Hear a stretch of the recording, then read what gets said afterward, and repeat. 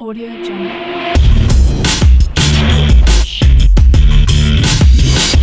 Audio Jungle. अस्सलामुअलैकुम। बड़े भाई का छोटा भाई आप सबकी खिदमत में हाजिर है। और आज की ये जो वीडियो है ये है स्पेशली फॉर दो स्टूडेंट्स जिन्होंने एफएससी फर्स्ट ईयर और सेकेंड ईयर के एग्ज़ाम्स देने हैं इन 2021। और तो वीडियो के स्टार्ट में आपको सबसे पहले ये बता दूं कि जो फर्स्ट ईयर के जितने भी स्टूडेंट्स हैं जिन्होंने अपने एफएससी पार्ट 1 का पेपर देना है 2021 के अंदर, उन पर कोई डिफरेंस नहीं पड़ेगा कोविड का या किसी चीज़ का भी।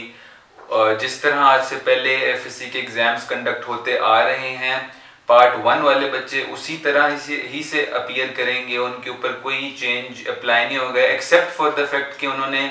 बजाय कि जिस तरह हमारी बारी हमने अपने पूरे सिलेबस की प्रिपरेशन की थी, वो उसको सारा कुछ करने के बजाय उनको आप जो है आपका जो बोर्ड है, लाहौर बोर्ड और बाकी जितने भी आपके एग्जामिनेशन बोर्ड्स हैं, उन्होंने अपनी वेबसाइट के ऊपर जो स्मार्ट सिलेबस जिसको कहते हैं ALP भी जिसको कहा जाता है एब्रीवेशन, तो स्मार्ट सिलेबस जो है उनकी वेबसाइट्स के ऊपर अपलोड किए जा चुकी हैं। तो वो PDF जो है आप अपने पास रखें, उनको फॉलो करें और आपने फिर उसके अकॉर्डिंगली ही अपने जो है प्रिपरेशन करनी है। इसके अलावा फर्स्ट ईयर वालों के लिए पेपर पैटर्न भी वही है। फर्स्ट ईयर के एग्जाम्स उनके अलहदा होंगे, इसका रिजल्ट आएगा, सेकेंड ईयर के अलहदा होंगे। और अगर तो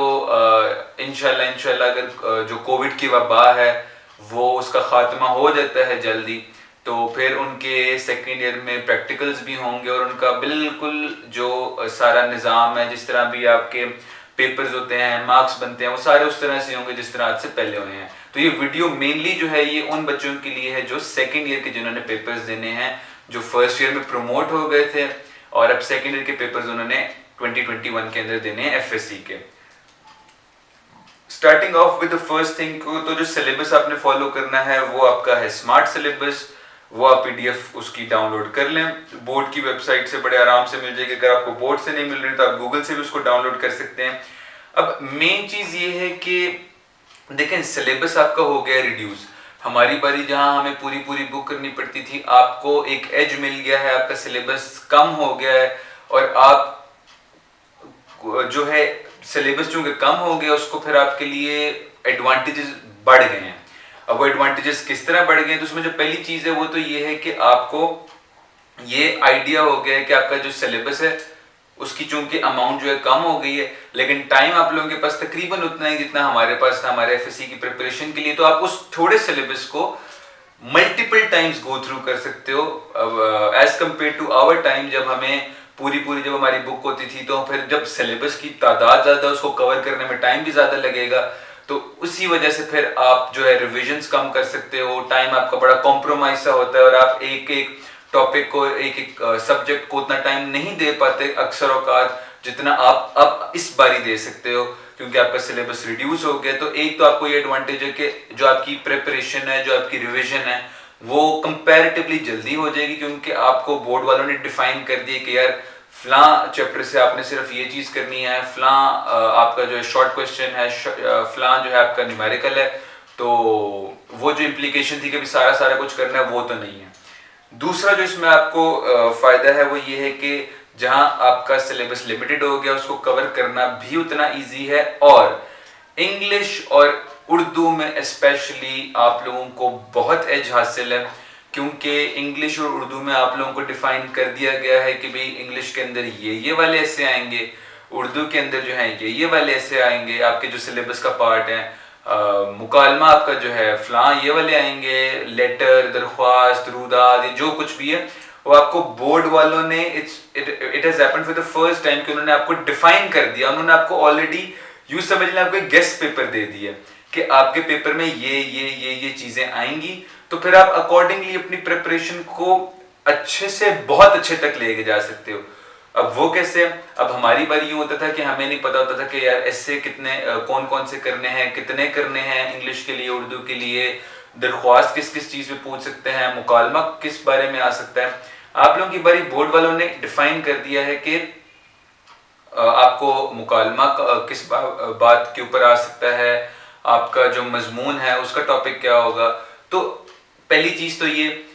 कि जब आपको बोर्ड वालों ने बता दिया कि भाई सिर्फ ये वाले आपने टॉपिक्स करने, तो आपने सिर्फ वही वाले करने हैं। यूं मत समझें कि भाई उससे कुछ बाहर आ जाएगा। जब बोर्ड ने आपको इंस्ट्रक्शंस और गाइडलाइंस दे दी हैं, इसका मतलब है कि बोर्ड भी उसी को फॉलो करेगा और आपने भी उसी को फॉलो करना है। तो एक चीज तो आपकी ये होगी कि आपने सिर्फ उसी को फॉलो करना है जो आपको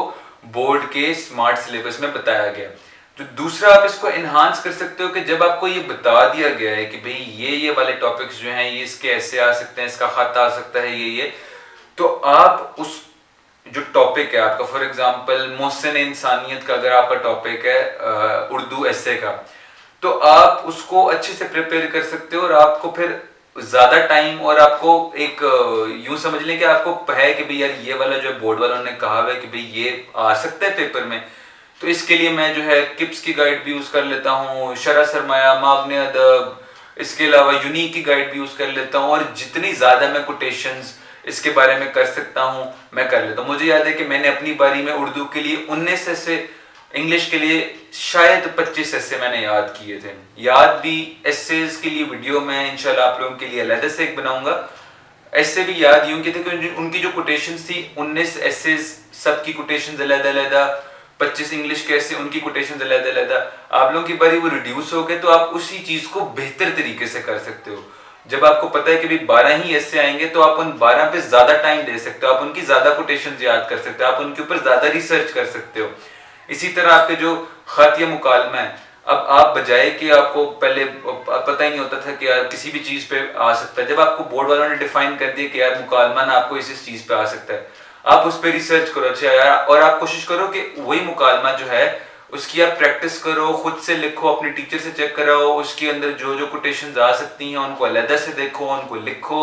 टीचरों के साथ कंसल्ट करो कि सर इसमें आप बताएं कौन सी कोटेशन डाल सकती है। क्योंकि एक तरह से गेस्ट पेपर आपको बोर्ड वालों ने दे दिया है और अब आपने कोशिश करनी है कि आपने अपने पेपर को ऑर्डिनरी से एक्स्ट्रा ऑर्डिनरी तक लेके जाना, और वो इंतहाई अब आसान बन गया आप लोगों के लिए। तो ये तो आप लोगों के पास एज है। अब इसमें एक चीज ये है कि जो सेकेंड ईयर वाले हैं उनके लिए एक बड़ा इंपॉर्टेंट पैगाम है, और वो ये है कि आप लोगों ने देखें फर्स्ट ईयर के पेपर नहीं दिए, सेकेंड ईयर के पेपर आप लोग देंगे, प्रैक्टिकल आप लोगों ने देना नहीं है, तो आपका मुकम्मल जो एफएससी की वेटेज है, जो कि आगे जाके जब आपका मेरिट आपका जो फॉर्मूला होता है उसके अंदर इसकी जो परसेंटेज है तकरीबन 40 या 50% होती है, वो सारी 50% is in your hand, and वो भी सारा कुछ जो है आपके मबनी होगा सेकेंड ईयर के रिजल्ट पे। तो आपने इसको कैजुअली नहीं लेना, आपको फुल सीरियस होकर आपको आइडिया होना चाहिए कि यार मेरा सारा एफएससी का जो दारोमदार है ना वो खाली इस एक सेकेंड ईयर के पेपर के अंदर है, तो मैंने जो उसकी फिर प्रिपरेशन है वो उसी हिसाब से जो है एक्स्ट्राऑर्डिनरी करनी है। तो इसमें ये चीज है कि फिर आपने इसको एज अ चैलेंज लेना है, और आप फिर बे इंतहा जो है इसके लिए मेहनत करें कि आपने जो सेकेंड ईयर है उसके पेपर्स को अच्छे तरीके से दें, सीरियस होकर दें, अच्छी प्रिपरेशन करें, जी जान से प्रिपरेशन करें, ज्यादा से ज्यादा टाइम जो है वो एफएससी की प्रिपरेशन को दें। एमडी कैट की प्रिपरेशन अगर नहीं हो रही, टाइम बेशक ना दें, एमडी कैट को टाइम आप बाद में दे लेंगे, कुछ नहीं होगा। मैंने भी बाद में प्रिपरेशन की थी, हमजा भाई ने भी बाद में की थी, लेकिन FSc should be your first priority, क्योंकि 1100 नंबरों का सारा दारोमदार सिर्फ ये एक जो आपके सेकेंड ईयर के पेपर्स होंगे इन पे है, तो आपने कैजुअली नहीं लेना। और मेन बस आप लोगों को जो एक आखिरी पैगाम दूंगा मैं वो ये है कि मैं जब चूंकि अभी पिछले कुछ अरसे से हमजा भाई का जो चैनल और जो हमजा भाई के फेसबुक और इंस्टा के जो पेजेस हैं वो चूंकि मैं रन कर रहा हूँ, तो उस पर मुझे एक इंफॉर्मेशन मिली,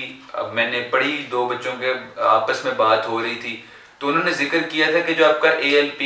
यानी कि जो आपका स्मार्ट सिलेबस है, इसके अकॉर्डिंगली जो पास्ट पेपर्स हैं वो किप्स नहीं, स्कॉलर और अजीम, इन दो एकेडमीज ने उसके अकॉर्डिंगली आपके जो पास्ट पेपर्स हैं उनको सॉर्ट आउट कर दी है। तो मैं आप लोगों को सजेस्ट करूंगा कि आप लोग अगर कभी टाइम मिले तो इन दोनों को चेक जरूर करें, और ये आपको फिर जो आपकी अल्टीमेट प्रिपरेशन उसमें भी हेल्प करेगा। और पास्ट पेपर्स करना एक बड़ा इंपॉर्टेंट फैक्टर होता है आपकी जो एफएससी की प्रिपरेशन होती है। तो बजाय कि आप वो सारे पिछले पास्ट पेपर्स करें, आप सिर्फ ये वाले कर लें, तो इंशाल्लाह आपको फायदा होगा। मेरी तरफ से आप सबको गुड लक। अल्लाह हाफिज़।